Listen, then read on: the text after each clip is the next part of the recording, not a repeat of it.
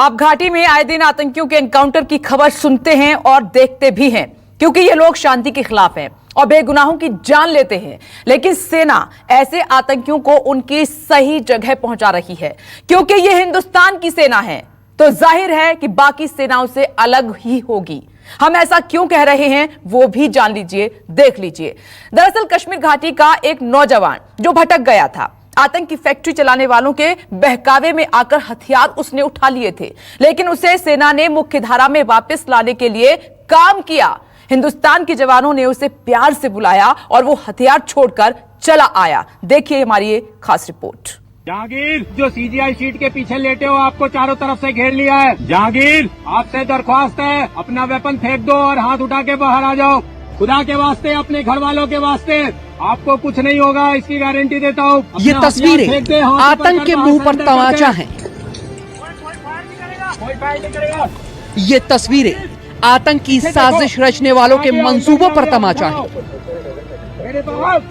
Commander का phone आ रहा है। ये तस्वीरें दहशतगर्द की फैक्ट्री चलाने वालों के मुंह पर तमाचा है। कोई और तो नहीं है, वेपन ये है। तमाचा है उन लोगों के मुंह पर जो नौजवानों के हाथ से किताब और कलम छीनकर हथियार थमा देते हैं। अपना हथियार फेंक दे, हाथ ऊपर कर, बाहर सरेंडर कर दे। कोई फायर नहीं करेगा। जहांगीर, पीछे देखो और आगे आओ, इधर ही आगे आओ, इधर आओ। ये वीडियो कश्मीर घाटी का है, जहां सेना ने एक आतंकी को घेर लिया और सेना चाहती तो एनकाउंटर भी कर सकती थी, लेकिन ये हिंदुस्तानी सेना है, मौका जरूर देती है, जो इस बार इस आतंकी को भी दिया गया और सरेंडर करने के लिए कहा गया, क्योंकि घाटी में कुछ नौजवान भटक गए हैं, जिनको मुख्य धारा में वापस लाने का काम हिंदुस्तान की सेना बखूबी कर रही है। कोई और तो नहीं है, वेपन है, वही है।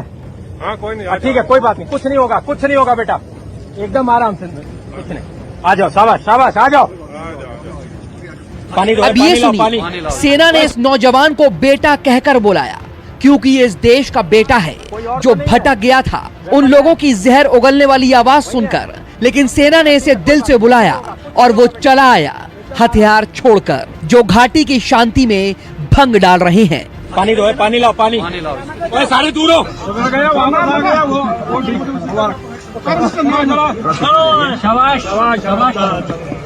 आपने भारतीय सेना के शौर्य को तो बखूबी देखा होगा, सीमा पार से आने वाले आतंकियों को जहन्नुम पहुंचाते हुए भी देखा होगा, लेकिन इस बार भारतीय सेना की दरिया दिली भी देख लीजिए। इस तस्वीर में कुछ ऐसा भी दिखा जो दिल को छू लेने वाला था। एक शख्स जहांगीर को गले लगा रहा है। दरअसल वो इसका पिता है, जो सेना का शुक्रिया अदा कर रहा है। आप इस बुजुर्ग बाप के चेहरे पर खुशी को न सिर्फ देख सकते हैं, बल्कि महसूस भी कर सकते हैं। पिता के बेटे को गले लगाते ही जो ठंडक इसके सीने को मिली होगी, वो पिता के चेहरे पर आए सुकून को देखकर महसूस की जा सकती है। जहांगीर, जो सीजीआई सीट के पीछे लेटे हो, आपको चारों तरफ से घेर लिया है। जहांगीर, आपसे दरख्वास्त है, अपना वेपन फेंक दो और हाथ उठा के बाहर आ जाओ। खुदा के वास्ते, अपने घर वालों के वास्ते, आपको कुछ नहीं होगा, इसकी गारंटी देता हूँ। अपना हथियार फेंक दे, हाथ ऊपर कर, बाहर सरेंडर कर दे। कोई फायर नहीं करेगा। जहांगीर, पीछे देखो और आगे आओ, इधर ही आगे आओ, इधर आओ। मेरे पास कमांडर का फोन आ रहा है। कोई बात नहीं, आ जाओ, शाबाश, गुड। कोई और तो नहीं है, वेपन है, वही है। हाँ, कोई नहीं। ठीक है, कोई बात नहीं, कुछ नहीं होगा, कुछ नहीं होगा बेटा, एकदम आराम से, कुछ नहीं। आ जाओ, शाबाश शाबाश, आ जाओ। पानी दो, पानी लाओ, पानी लाओ। सारे दूर हो। शाबाश शाबाश शाबाश। चलो क्या जहांगीर, क्या एक मिनट।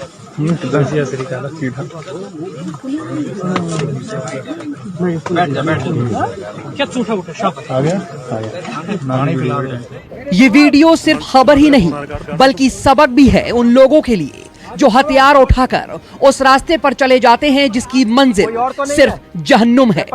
और ये सबक पाकिस्तान के लिए भी है, जो कश्मीर घाटी के नौजवानों को पत्थर और हथियार उठाने के लिए उकसाते हैं। ये कोई पहली बार नहीं, इससे पहले भी हिंदुस्तान की सेना कई बार दिल जीतने वाले कारनामे कर चुकी है और आगे भी घाटी में भटके हुए नौजवानों की घर वापसी कराती रहेगी और पाकिस्तान को उसी की भाषा में सबक सिखाती रहेगी और ये बताती रहेगी कि हिंदुस्तान की सेना है, अगर दोस्ती करती है तो शिद्दत से और दुश्मनी करती है तो वो भी शिद्दत से। आसिफ सुहाग, श्रीनगर, न्यूज़ 24। तो ऐसी है हिंदुस्तान की सेना। उधर पंजाब के तरनतारन से भिक्कीविंड इलाके में रहने वाले शौर्य चक्र विजेता कामरेड बलविंदर सिंह की हत्यारों का अब तक कोई पता नहीं चला है। बलविंदर सिंह के घर वालों को शक है कि हत्या के पीछे आतंकवादियों का हाथ हो सकता है। पुलिस आज बलविंदर के परिवार वालों को सुरक्षा गार्ड देने जा रही है।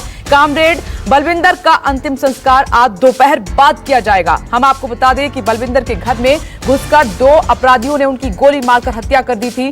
कामरेड बलविंदर सिंह ने पंजाब में आतंकवाद के दौर में आतंकियों का बड़ी बहादुरी से मुकाबला किया था और उनके जीवन पर कई फिल्में भी बन चुकी हैं। कामरेड बलविंदर शौर्य चक्र विजेता थे। बताया जा रहा है कि कामरेड बलविंदर सिंह पर पहले भी कई बार हमले किए जा चुके हैं। जानकारी के मुताबिक बलविंदर सिंह को पंजाब पुलिस द्वारा सिक्योरिटी दी गई थी जो वापस ले ली गई थी बाद में। परिजनों के मुताबिक सुबह 2 शख्स मोटरसाइकिल पर सवार होकर आए और उन्होंने कहा कि दरवाजा खटखटाया उनका। कामरेड बलविंदर सिंह ने दरवाजा खोलकर उनको अंदर बुला लिया और इन 2 व्यक्तियों में से एक व्यक्ति अंदर ऑफिस में आ गया और जिसने आते ही बलविंदर सिंह पर 4 गोलियां दाग दी और मौके से फरार हो गए। कामरेड बलविंदर सिंह की मौके पर ही मौत हो गई। हमलावरों की पूरी जो करतूत है वो सीसीटीवी कैमरे में कैद हो गई है। परिवार को शक है कि यह हमला आतंकी हो सकता है। और इस खबर पर मेरे सहयोगी विशाल एंग्रिश जुड़ गए हैं ज्यादा जानकारी के साथ। विशाल, ये जो परिवार है दुख में है, प्रशासन की क्या बातचीत हुई है उनसे? देखिए, क्योंकि लगातार ही प्रशासन के आगे गिड़गिड़ा रहा था, काफ़ी लंबे अरसे के बाद जो कामरेड बलविंदर सिंह थे पंजाब के डीजीपी को भी गुहार लगा रहे थे, अमृतसर के आईजी को भी लगा रहे थे, एसएसपी तरनतारन को भी लगा रहे थे कि उनके ऊपर किसी ना किसी दिन अटैक हो सकता है और वो बात साफ भी होगी। लेकिन जिस तरह से उन्होंने 16 के करीब जो पुलिस मुकाबले थे जहाँ आतंकियों ने उनके ऊपर अटैक किए थे, 200 लोगों का एक हजूम आता था आतंकियों का जो उनके ऊपर अटैक करता था, तो सारे का सारा परिवार उनको मुंह तोड़ उस समय जो 93 के समय में जवाब भी देता था। और धीरे धीरे उनके जो गनमैन थे, अंगरक्षक थे, उनको वापस ले लिया गया और एक अंगरक्षक दे दिया गया, वो भी वापस ले लिया गया। और बलविंदर बार बार कहता रहा कि उसकी जान को खतरा है, उसके परिवार की जान को खतरा है, लेकिन किसी भी अधिकारी ने ये जानने की इच्छा नहीं जताई कि आखिर किन लोगों से उनको खतरा है, क्योंकि बार बार यही कहा जा रहा था। और फिलहाल अब पंजाब पुलिस हेडक्वार्टर से आदेश दिए गए हैं कि उनको गनमैन दे दिए जाएं, लेकिन परिवार कह रहा है कि जो लगातार ही डिमांड कर रहा था, गुहार लगा रहा था कि उनको गनमैन दे दिए जाएं, अब गनमैन लेने का क्या फ़ायदा है। वहीं पर उनकी पत्नी ने भी साफ कर दिया है कि जिस तरह से उनके पति ने आतंकियों का डटकर मुकाबला किया था, वो भी अब उसी रास्ते के ऊपर चलेंगी और इन आतंकियों को इनके अंजाम तक पहुंचाने के बाद ही वो सांस लेगी। और ये कहना है परिवार के लोगों का कि कहीं ना कहीं इसके पीछे आतंकियों का हमला हो सकता है, क्योंकि लगातार ही कामरेड बलविंदर आतंकियों की हिट लिस्ट के ऊपर भी थे। प्रशासन को भी पता था, इंटेलिजेंस एजेंसियों को भी पता था, लेकिन किसी ने भी इस और ध्यान देने की कोशिश नहीं की। विशाल, आप सही कह रहे हैं कि परिवार का सही कहना है कि जब सुरक्षा की बहुत ज्यादा जरूरत थी तब तो आपने सुरक्षा हटा ली, क्योंकि अब बलविंदर जी इस दुनिया में नहीं है तो आप सुरक्षा दे रहे हैं। बहुत बहुत शुक्रिया, नजर बनाए रखिएगा, अपडेट लगातार आपसे लेते रहेंगे। आगे देखिए गया से न्यूज़ 24 की खास पेशकश माहौल क्या है, राजीव रंजन के साथ।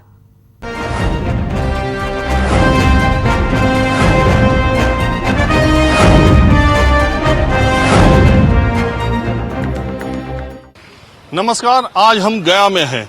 बौद्ध धर्म का प्रसिद्ध धार्मिक स्थल है बोध गया, जहां भगवान बुद्ध को बोधि वृक्ष के नीचे यहीं पर ज्ञान प्राप्त हुआ था। भगवान बुद्ध की सबसे आकर्षक प्रतिमा यहीं पर है, जो विश्व में सबसे ज्यादा ख्याति लब्ध है, प्रतिष्ठित है।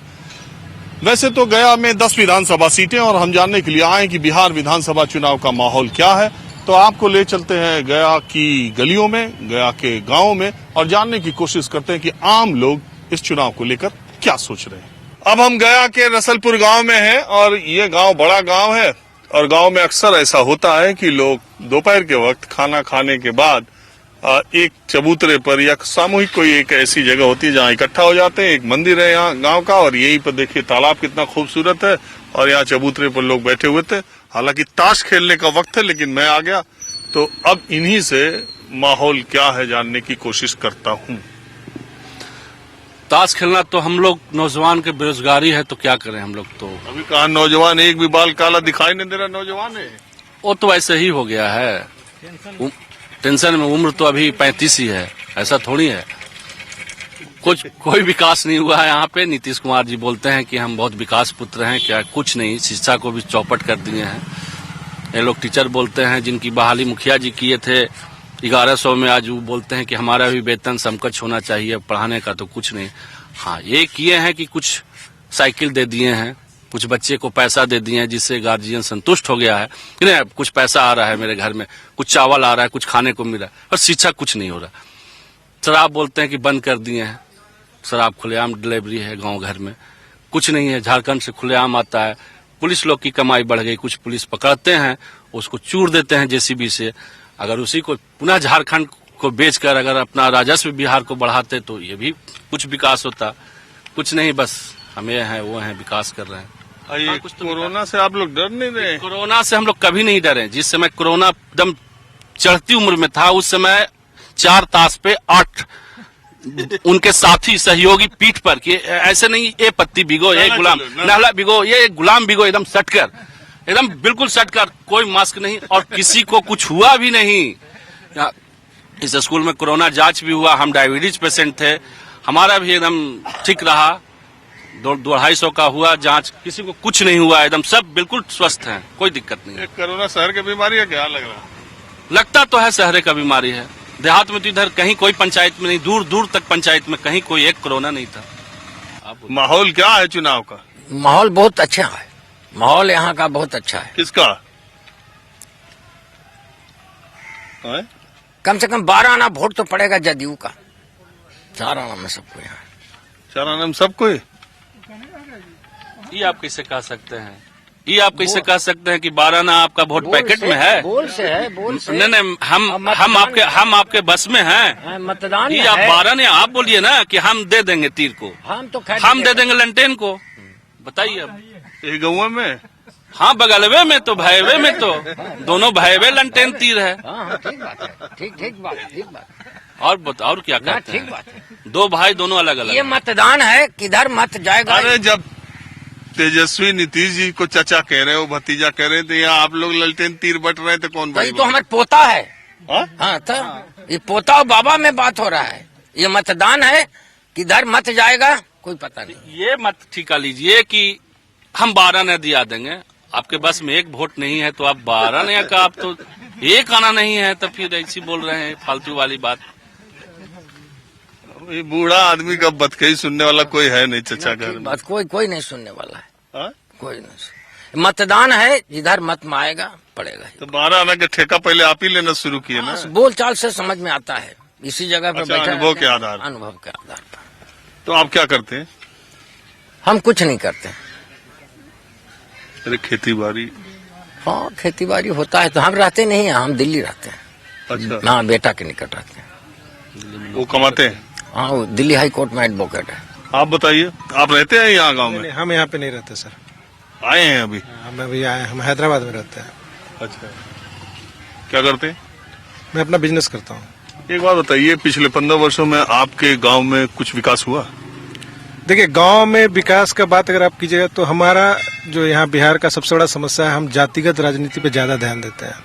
अगर हम जातिगत राजनीति से ऊपर उठकर सोचें तभी कुछ विकास हो सकता है। आज भी हम उसी नेता के पीछे घूम रहे हैं जो पिछले 15 साल से 20 साल से यहाँ पे अपनी राजनीति चमका रहे हैं।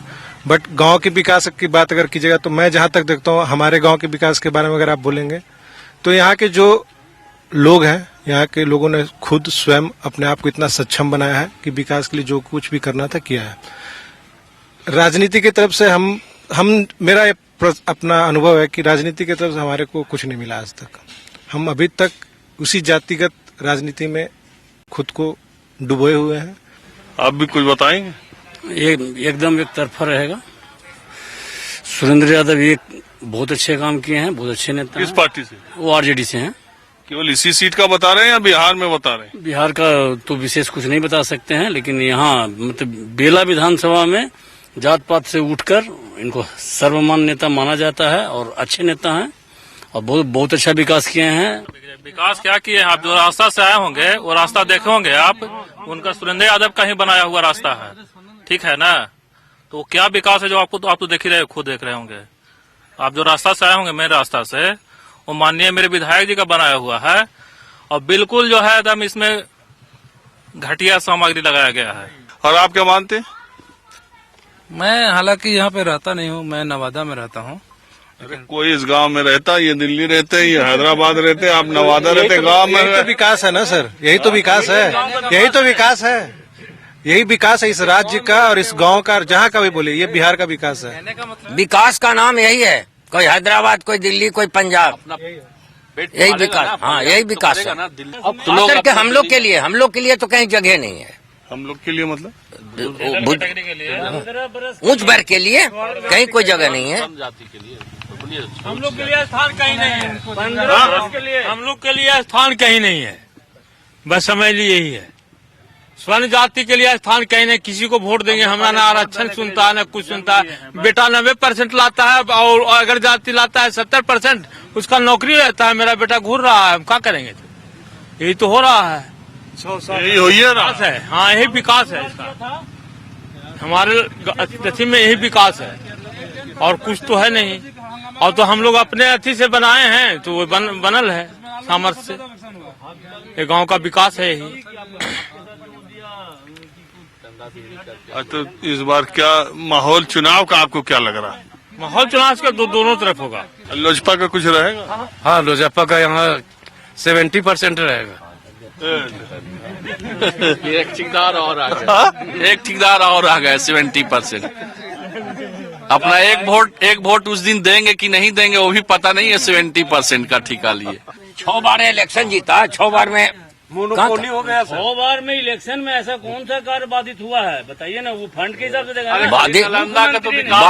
मुख्यमंत्री ने सारे रख दिया। आप क्या कह रहे हैं? हम बोल रहे हैं कि इनके सरकार में जो शिक्षित बेरोजगार लोग हैं उनको रोजगार नहीं मिला और जो भी फॉर्म वगैरह निकाले हैं उसका न एग्जाम से लिए टाइम पे न कुछ लिए।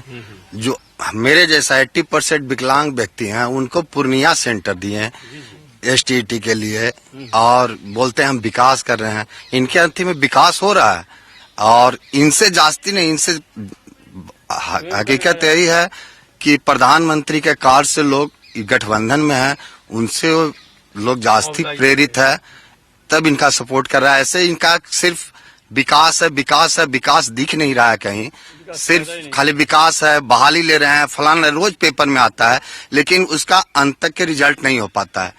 अच्छा, आप चाचा आपके गांव वाले लोग बता रहे हैं कि आप गाते भी रहे? अरे गाते थे, गा नहीं रहे। कहीं छोड़ दिए?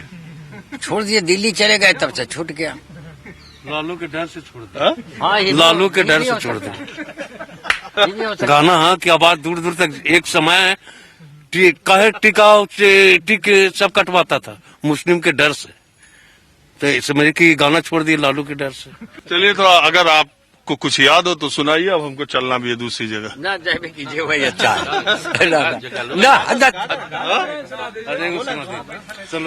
बहुत खूबसूरत है मेरा वतन। हम कहीं सनम न कह दें। वही है भारत की बेटी है गंगा जमुन, बहुत खूबसूरत है मेरा वतन।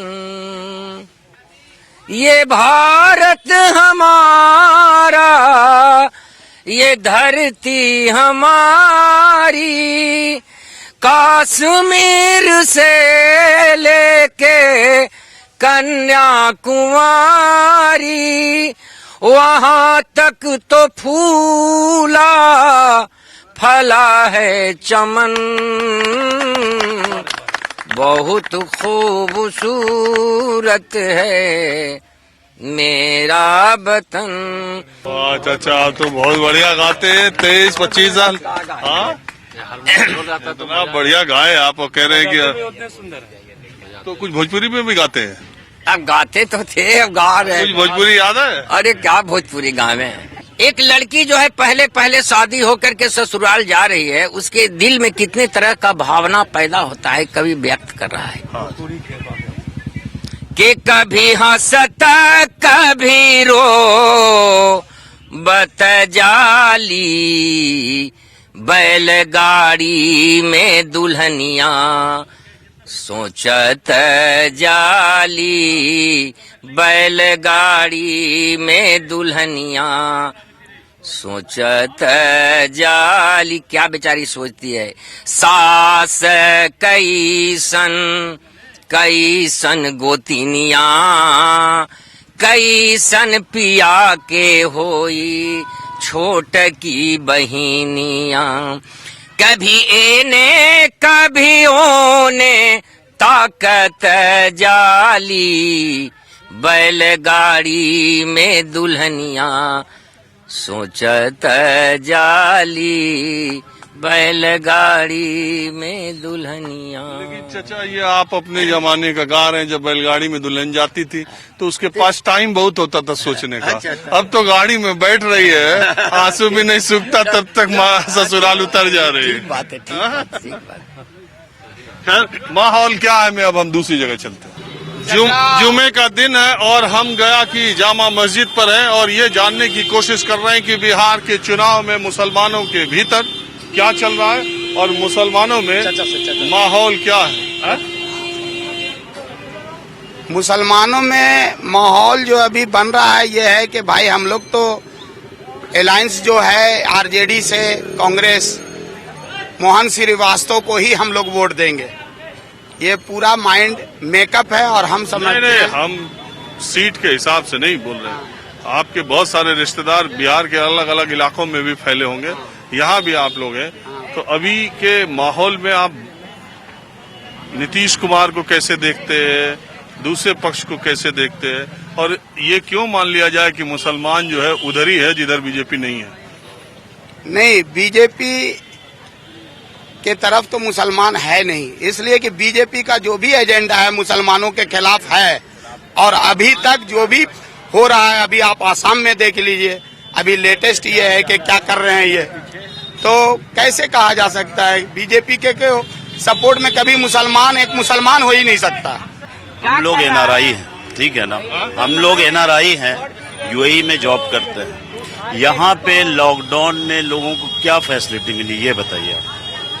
आप जाकर दुबई की फैसिलिटी देखें, वहाँ पे कोई कॉम्युनलिज्म नहीं है, ना हिंदू ना मुस्लिम ना क्रिश्चियन ना सिख, सबको 5 स्टार होटल में दुबई गवर्नमेंट ने रखा लॉकडाउन में।